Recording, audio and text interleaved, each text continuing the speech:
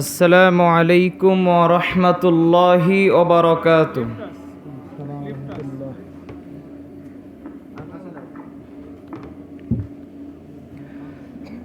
নাহমাদুহু ওয়া নাস্তাঈনুহু ওয়া নাস্তাগফিরুহু ওয়া نعوذ بالله من شرور أنفسنا ومن سيئات أعمالنا من يهده الله فلا مضل له ومن يضلله فلا هادي له وأشهد أن لا إله إلا الله وحده لا شريك له ونشهد أن محمدًا عبده ورسوله أما بعد الذي أرسله بالحق بشيرًا ونذيرًا وداعيا إلى الله بإذنه وسراجا وقمرا منيرا فقد قال الله تعالى في كلامه المجيد وفرقانه الحميد أعوذ بالله من الشيطان الرجيم بسم الله الرحمن الرحيم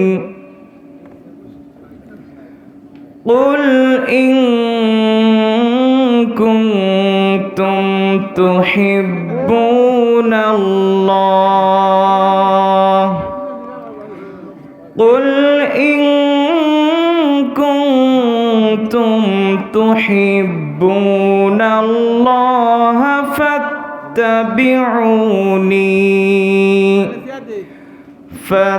فاتبعوني يحببكم الله ويغفر لكم ذنوبكم والله غفور رحيم. عن أبي هريرة رضي الله تعالى عنه قال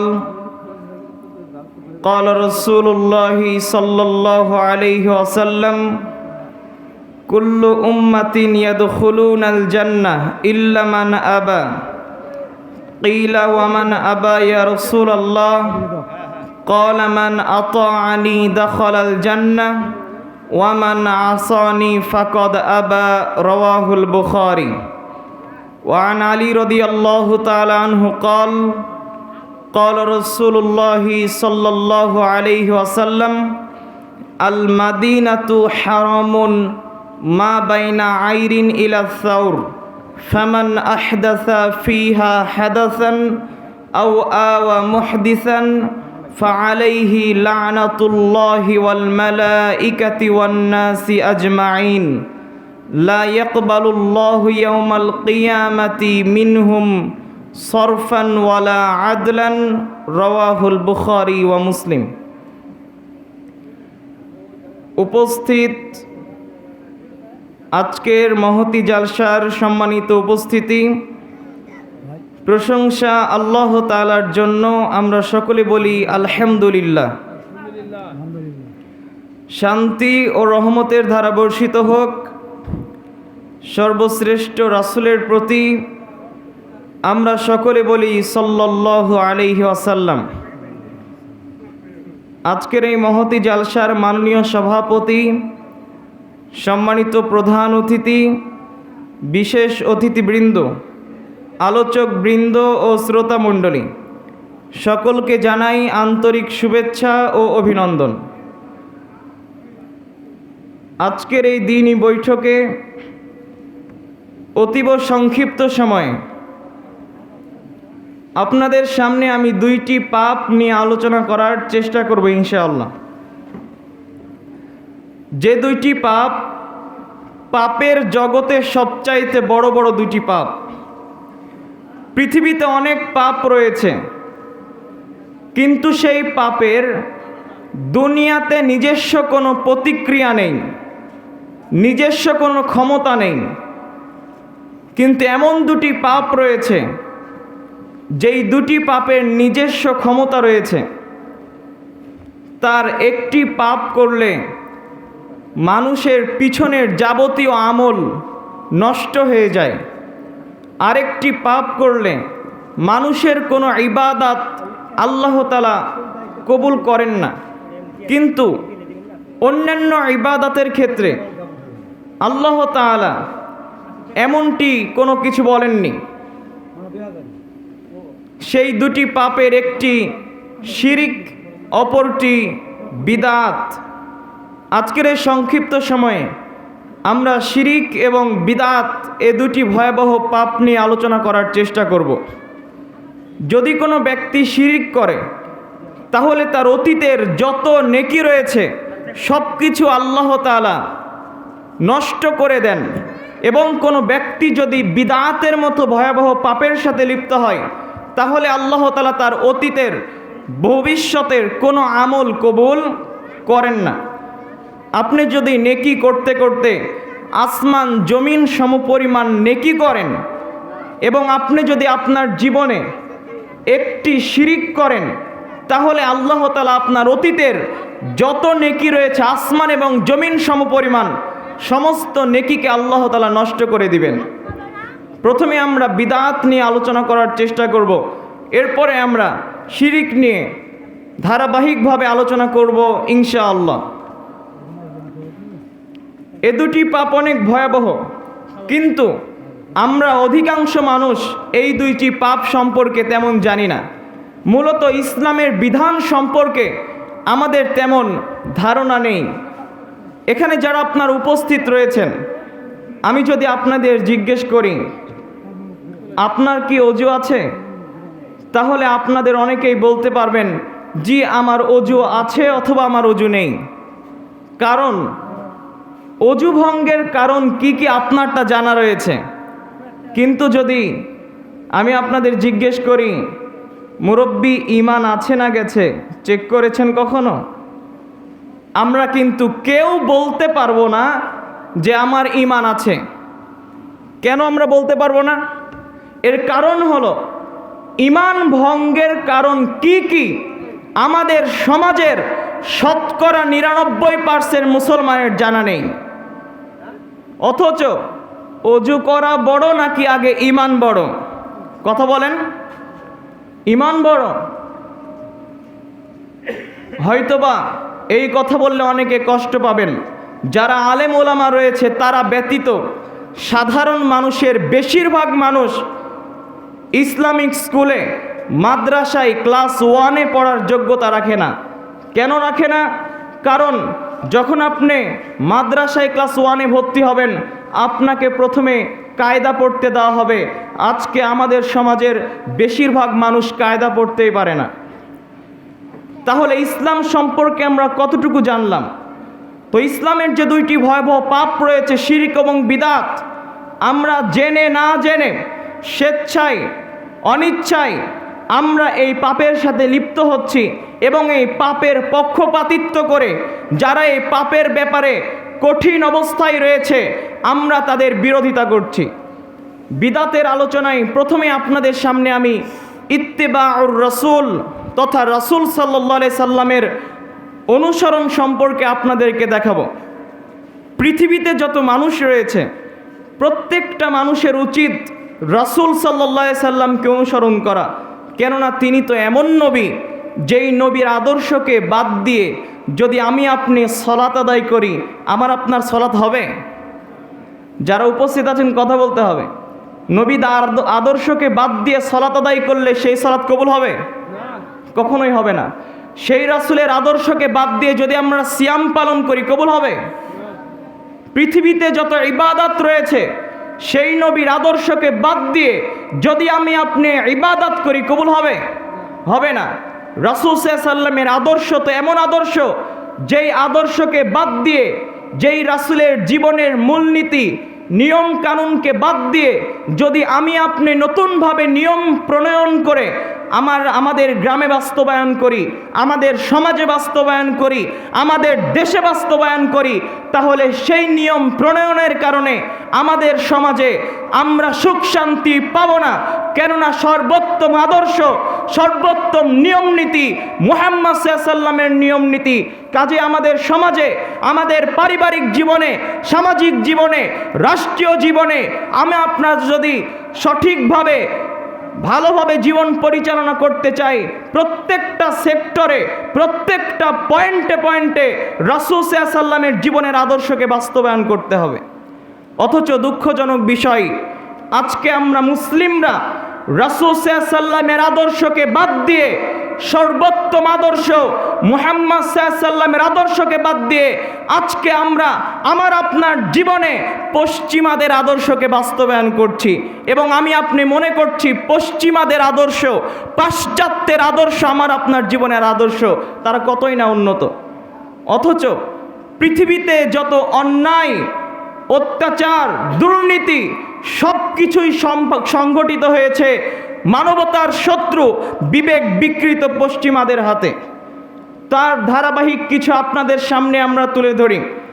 আজকে মুসলিম যুবক হয়ে ওই পশ্চিমাদের অনুসরণ করছে, যেই পশ্চিমারা দ্বিমুখী নীতি অবলম্বন করে। তারা বিশ্ববাসীকে গণতন্ত্রের কথা বলে, মানবাধিকারের কথা বলে, অথচ তাদের এই নীতি কেবলমাত্র তাদের স্বার্থেই সীমাবদ্ধ। কোথাও যখন কোনো ইহুদি বা হিন্দু নির্যাতিত হয়, তখন এই সকল পশ্চিমারা ঠিকই একত্রিত হয়ে শিয়ালের মতো চিৎকার করে, কিন্তু তাদের চোখের সামনে গাজাকে মাটির সঙ্গে মিশিয়ে দেওয়া হলো, হাজারো লক্ষ শিশু ও নারীদেরকে হত্যা করা হলো। সেই সময় এই সকল হিপোক্রিট পশ্চিমারা মুখে কুলু পেটে বসেছিল। কথা বলেন মুসলমান। সেই সকল পশ্চিমারা তো এমন, যখন রাশিয়ার হাতে ইউক্রেনের নীলচক্ষুওয়ালা পশ্চিমারা নির্যাতিত হয়, তখন ঠিকই তারা কষ্ট পায়, তাদের চোখ দিয়ে ঠিকই অশ্রু ঝরে, কিন্তু তারা ইসলামী রাষ্ট্রগুলোতে বোমা নিক্ষেপ করে মুসলিমদেরকে হত্যা করে উল্লাস করছে। আর আজকে আমরা মুসলিমরা হয়ে তাদের আদর্শকে নিজের জীবনে বাস্তবায়ন করছি।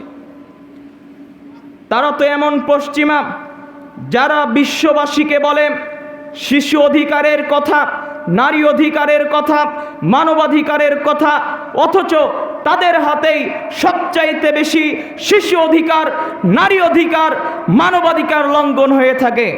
তারা বলে তোমাদের দেশে শিশু অধিকার নেই, তোমাদের দেশে তোমরা শিশু অধিকার প্রতিষ্ঠা করো, অথচ ইরাকের একটি বোমা হামলাতে এই সকল বিবেক বিকৃত পশ্চিমারা 5 লক্ষাধিক শিশুদেরকে হত্যা করেছে। তারা যদি প্রকৃতপক্ষে শিশু অধিকারের পক্ষে হয়ে থাকে, যখন তারা ইরাকের একটি বোমা হামলাতে 5 লক্ষাধিক শিশুদেরকে হত্যা করেছে, তখন তাদের মানবাধিকার কোথায় গিয়েছিল? তারা বিশ্ববাসীকে বলে তোমরা নারী অধিকার প্রতিষ্ঠা করো, অথচ তাদের হাতেই সবচাইতে বেশি নারী অধিকার লঙ্ঘন হয়ে থাকে। যারা আপনারা সচেতন মানুষ, তারা আপনারা কিছুদিন পূর্বে অ্যাবস্টেন্ট ফাইলের মাধ্যমে জানতে পেরেছেন কিভাবে এই সকল বিবেক বিকৃত পশ্চিমারা অপ্রাপ্তবয়স্ক শিশুদেরকে অমানবিক যৌন নির্যাতন করেছে। অমানবিক যৌন নির্যাতন করেছে তো করেছে, তাদেরকে জবেহ করে তাদের গোশতকে রোস্ট বানিয়ে খেয়েছে। তাদের বর্বরতা তো এত বেশি, যেই বর্বরতা জাহেলি যুগের বর্বরতাকে হার মানায়। তাদের চরিত্রকে যদি পশুর চরিত্রের সাথে তুলনা করা হয়, তাহলে পশুত্বকে অপমান করা হবে। এখান থেকে স্পষ্টভাবে বোঝা যায় মূলত তারা জনসম্মুখে এসে মানবাধিকারের কথা বলে, নারী অধিকারের কথা বলে, কিন্তু তাদের মিথ্যা মুখোশের পিছনে তাদের প্রকৃত দাজ্জাল চেহারা নিহিত রয়েছে। আর আজকে আমরা তাদের আদর্শকে আমার আপনার জীবনে ধারণ করছি। আমাদের বোঝা উচিত আমরা কেন তাদের আদর্শ দেখে, তাদের সমাজ দেখে আমরা কেন বিমুগ্ধ হব? তাদেরকে আমরা কেন অনুসরণ করব?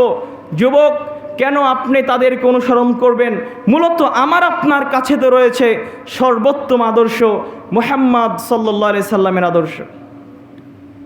আল্লাহ তাআলা বলছেন, লাকাদ কানা লাকুম ফি রাসূলিল্লাহি উসওয়াতুন হাসানাহ, পৃথিবীর মানুষ শুনে রেখো, তোমাদের জন্য উত্তম আদর্শ রয়েছে মুহাম্মদ সাল্লাল্লাহু আলাইহি সাল্লামের ভেতরে।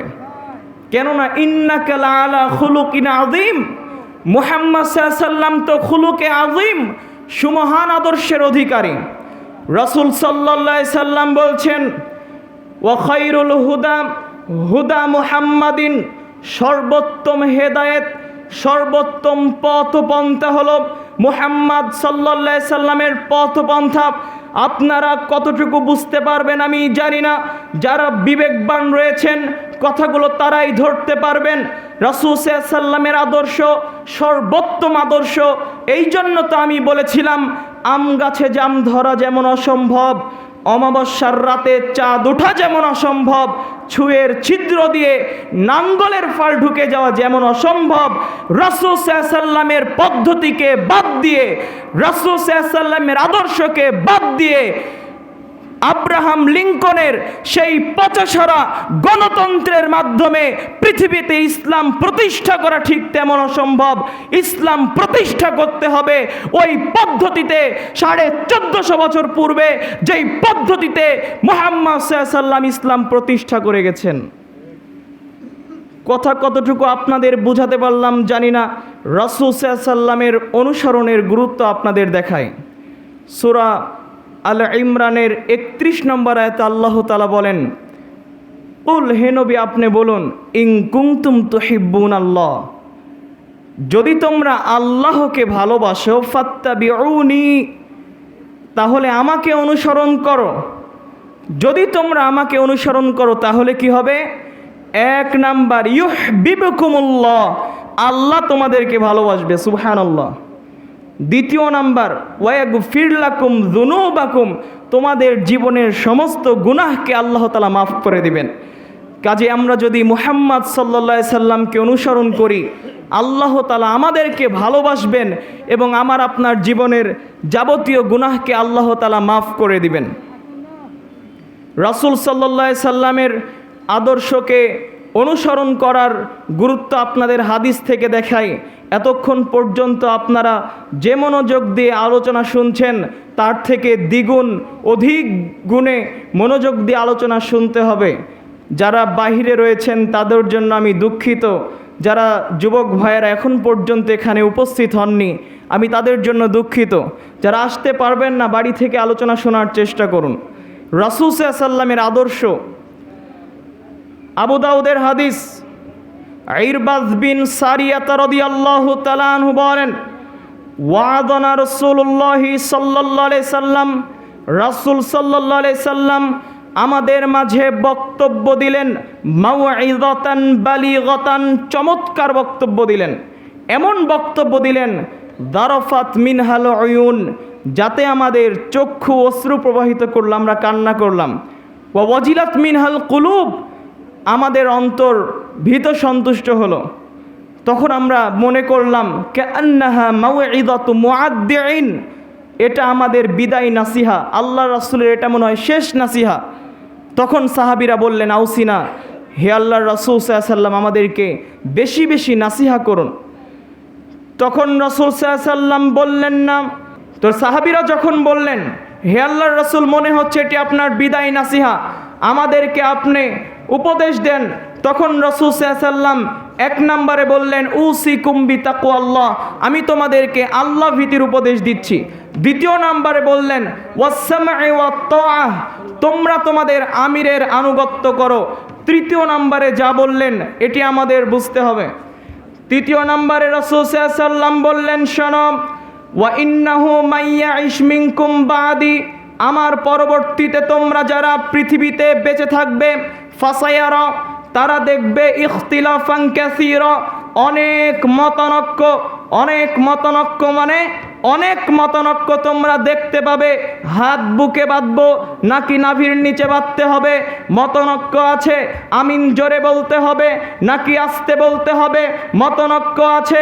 সূরা ফাতিহা ইমামের পিছনে পড়বো কিনা, মতনৈক্য আছে। পায়ের সাথে পা লাগাবো কিনা, মতনৈক্য আছে। সালাত শেষে দোয়া করব কিনা, মতনৈক্য আছে। এরকম ভাবে ইসলামের প্রায় প্রত্যেকটা বিষয়ে মতনৈক্য আছে। আল্লাহর নবী বললেন, আমার পরে তোমরা যারা বেঁচে থাকবে এরকম ভাবে অনেক মতনৈক্য তোমরা দেখতে পাবে। আজকে আমাদের সমাজে অনেক মানুষকে দেখা যায়, তারা বলে হুজুরে হুজুরে মতনৈক্য, এক হুজুরের সাথে আরেক হুজুরের মিল নেই, হুজুরে হুজুরে তো মিল নেই, আমরা কোথায় যাব? আল্লাহর রাসূল সাল্লাল্লাহু আলাইহি ওয়াসাল্লাম এই প্রশ্নের উত্তর 1500 বছর আগে দিয়ে গেছেন, আপনাকে চিন্তা করতে হবে না। রাসূল সাল্লাল্লাহু আলাইহি ওয়াসাল্লাম বললেন, আমার পরবর্তীতে তোমরা যারা বেঁচে থাকবে তারা অনেক মতনৈক্য দেখবে। বাঁচার উপায় কি? ফালাইকুম বিসুন্নতি, তোমরা আমার সুন্নাতকে ওয়া সুন্নতি খুলাফায়ে রাশিদিন এবং 4 খলিফার সুন্নাত খুলাফায়ে রাশিদার সুন্নাতকে আযু আলাইহা বিন নাওয়াজিস, মাড়ির দাঁত দিয়ে শক্ত করে আঁকড়ে ধরে থাকো। তাহলে আমাদের মাঝে যতই মতনৈক্য আসুক না কেন, আমরা যদি মতনৈক্যের ইখতিলাফের সাগরে হাবুডুবু খাই, তখন যদি আমরা আল্লাহর রাসূলের সুন্নাতকে আর খুলাফায়ে রাশিদিনের সুন্নাতকে মাড়ির দাঁত দিয়ে শক্ত করে আঁকড়ে ধরে থাকি, মতনৈক্যের সাগরে হাবুডুবু খেলেও আমরা আল্লাহর রাসূলের সুন্নাতের ওপরে থাকতে পারবো ইনশাআল্লাহ।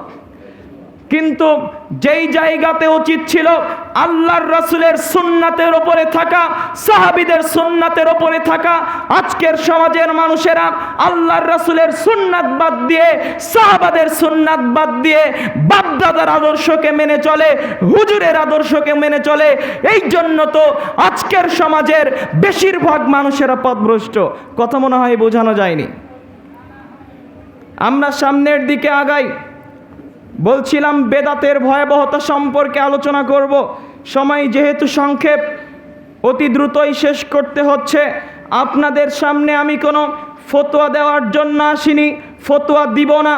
আপনাদের বিবেককে শুধু আমি নাড়া দিতে এসেছি।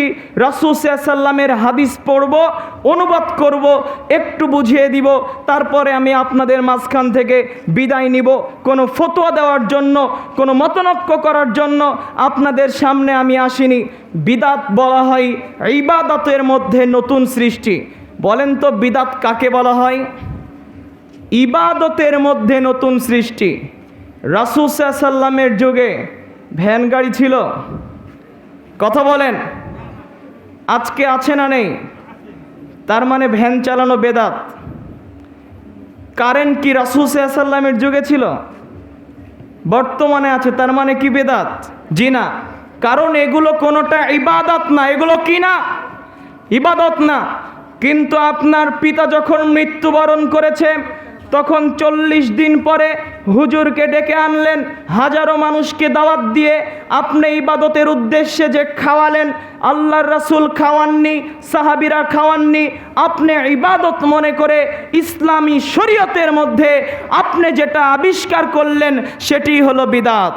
রাসূল সাল্লাল্লাহু আলাইহি ওয়াসাল্লামের জন্মদিন আল্লাহর রাসূল পালন করেননি, সাহাবীরা পালন করেননি, তাবিরা পালন করেননি, তাবিরা পালন করেননি। আপনি যদি পালন করেন সেটা হবে বিদআত। এই বিদআতের ভয়াবহতা কি? বিদআতের 10টি ভয়াবহতা উল্লেখ করব। তার 1 নাম্বার ভয়াবহতা, যেই ব্যক্তি বিদআত করবে আল্লাহ তাআলা তার কোনো ইবাদত কবুল করবেন না। যা কথা বলবো সবগুলো কথা কাঁটায় মাপা রয়েছে, একটি কথা আমার নয়, প্রত্যেকটা কথা রাসূল সাল্লাল্লাহু আলাইহি ওয়াসাল্লামের। 1 নাম্বার ভয়াবহতা, হুযায়ফা রাদিয়াল্লাহু তাআলা আনহু বলেন, রাসূল সাল্লাল্লাহু আলাইহি সাল্লাম বলেছেন, লা ইয়াকবালুল্লাহু লি সাহিবি বিদআতিন, আল্লাহ তাআলা কোনো বেদাতি ব্যক্তির কবুল করেন না সওমান সিয়াম, ওয়ালা সলাতান, সলাত কবুল করেন না, ওয়ালা সাদাকাতান, সাদকা কবুল করেন না, ওয়ালা হাজ্জান ওয়ালা উমরাতান, হজ উমরা কবুল করেন না। এরপরে রাসূল সাল্লাল্লাহু আলাইহি সাল্লাম বললেন, ওয়ালা জিহাদান, জিহাদ কবুল করেন না, ওয়ালা সরফান ওয়ালা আদল আদলান, কোনো নফল ইবাদত কবুল করেন না, কোনো ফরজ ইবাদত কবুল করেন না। ইয়াখরুজু মিনাল ইসলাম, একজন বেদাতি ব্যক্তি ইসলামী শরীয়ত থেকে বাহির হয়ে যায়। কামা তাখরুজু শাআরাতু আনিল আজিন, যেমনভাবে আটা থেকে চুল বাহির হয়ে যায়। রাসূল সাল্লাল্লাহু আলাইহি ওয়াসাল্লামের স্পষ্ট কথা। অত্র হাদিস থেকে স্পষ্টভাবে বোঝা যায়, কোনো ব্যক্তি যদি সারাদিন সিয়াম পালন করার পরে ইফতারের সময় বেদাত করে, ওই ব্যক্তির সিয়াম কবুল হবে না। সারাদিন সালাত আদায় করার পরে, 1 মাস যাবৎ সালাত আদায় করার পরে যদি শেষ দিনে বেদাত করে, তার সালাত কবুল হবে না। হজ করতে গিয়ে যদি বেদাত করে, হজ কবুল হবে না।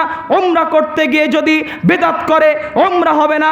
দান সদকা করতে গিয়ে যদি কোনো ব্যক্তি বেদাতের সাথে লিপ্ত হয়, আল্লাহ তাআলা তার কোনো নফল ইবাদত, তার কোনো ফরজ ইবাদত কবুল করবেন না।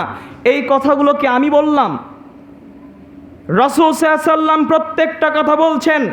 বেদাতের দ্বিতীয় নাম্বার ভয়াবহতা, আল্লাহ তাআলা কোনো বেদাতির তাওবা কবুল করেন না। আনাস রাদিয়াল্লাহু তাআলা আনহু বলেন, রাসূল সাল্লাল্লাহু আলাইহি সাল্লাম বলেছেন, ইন্নাল্লাহা হাজাবাত তাওবাতা আন কুল্লি সাহিবি বিদাতিন, আল্লাহ তাআলা প্রত্যেকটা বেদাতির কাছ থেকে তাওবাকে আড়াল করে নেন যতক্ষণ পর্যন্ত বেদাতি ব্যক্তি বেদাত না ছাড়ে। তার মানে যতক্ষণ পর্যন্ত একজন বেদাতি বেদাত করবে, আল্লাহ তাআলা তাওবাকে আড়াল করে রাখবে। তার মানে বেদাতি ব্যক্তি যতই কান্নাকাটি করে আল্লাহর কাছে তওবা করুক, আল্লাহ তাআলা তার তওবা কবুল করবেন না।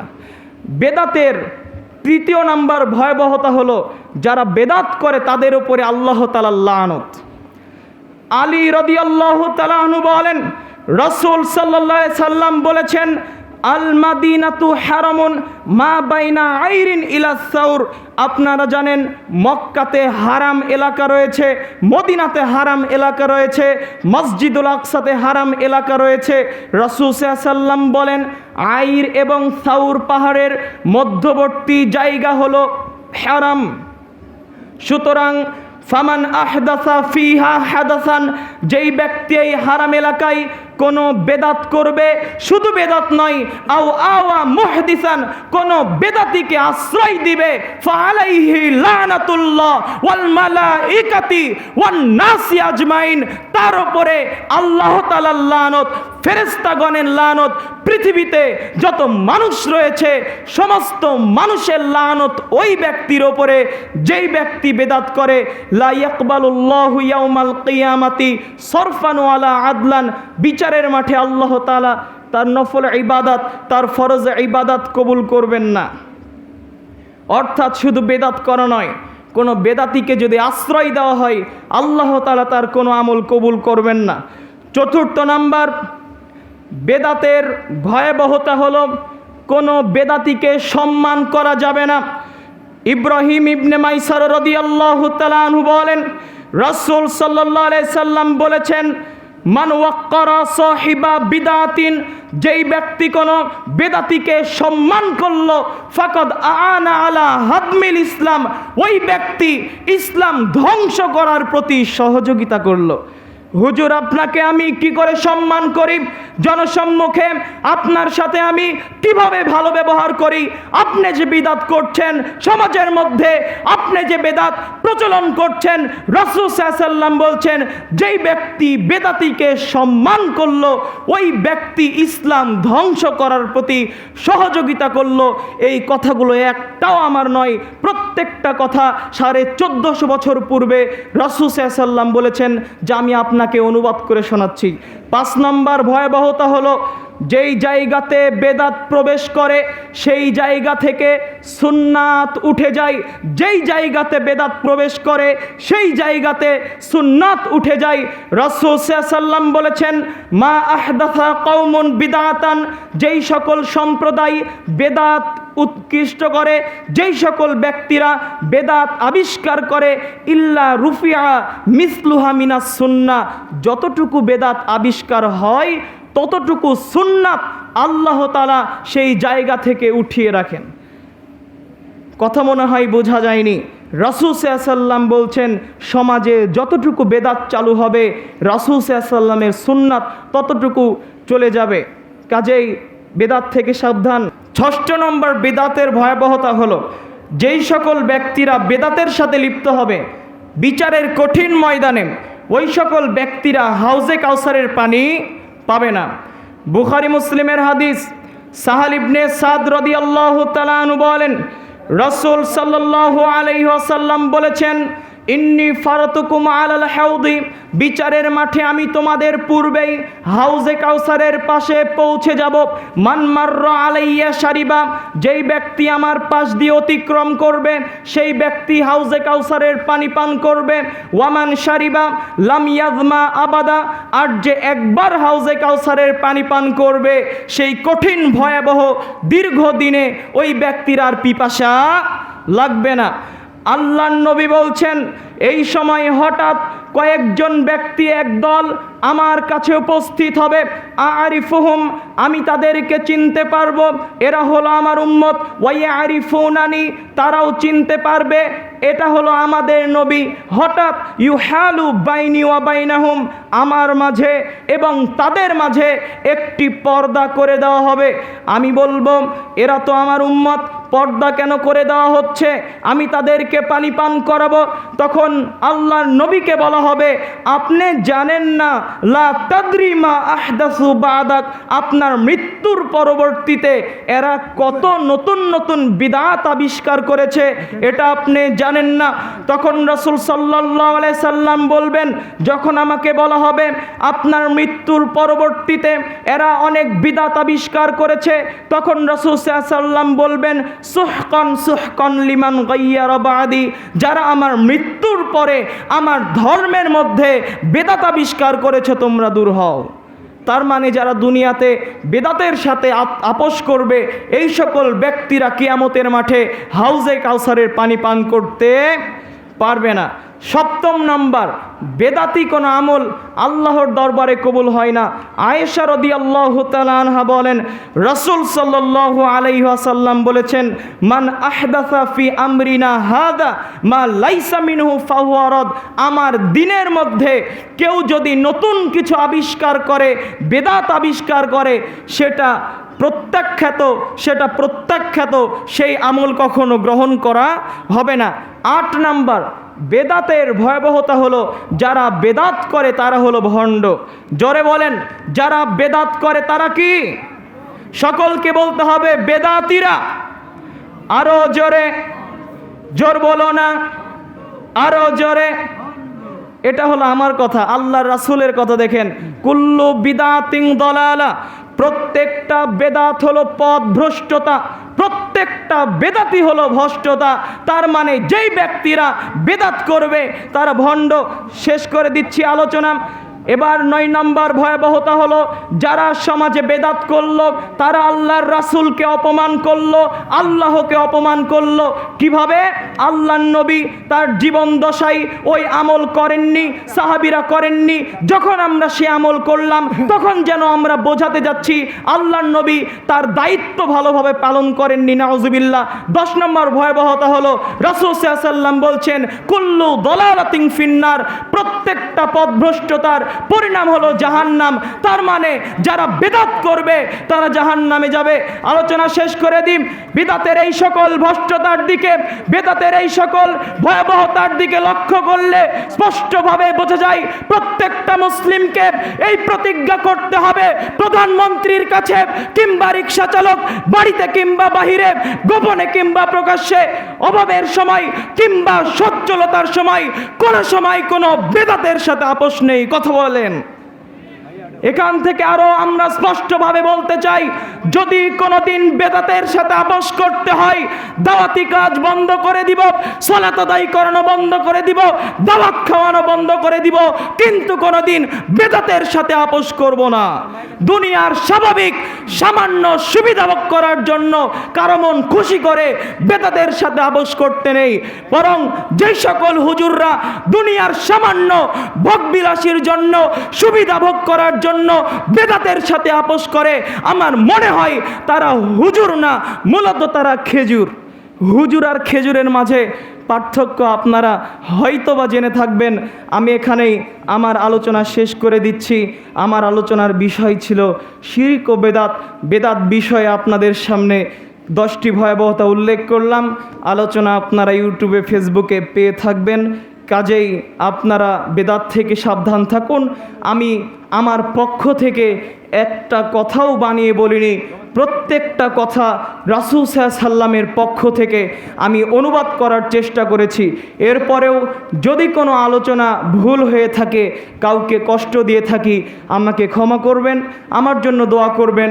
আপনাদের গ্রামের সন্তান হিসেবে সামনে এগিয়ে যাওয়ার জন্য আপনাদের কাছ থেকে যে কোনো সুপরামর্শ গ্রহণ করতে আমি রাজি রয়েছি। আমার জন্য দোয়া করুন, আমাদের প্রতিষ্ঠান জামিয়া সালাফিয়ার জন্য দোয়া করুন এবং আমাদের ওস্তাদজি শেখ আব্দুর রাজ্জাক বিন ইউসুফের জন্য দোয়া করুন। যেমনভাবে তিনি জাতির খেদমত করে যাচ্ছেন, তেমনভাবে যেন তিনি জাতির খেদমত করে যেতে পারেন। বাংলাদেশের সবচাইতে বড় প্রতিষ্ঠান হলো জামিয়া সালাফিয়া। জামিয়া সালাফিয়ার মতো বড় এরিয়ায় প্রতিষ্ঠান এ দেশের মাটিতে নেই। কাজেই জামিয়া সালাফিয়ার জন্য দোয়া করুন।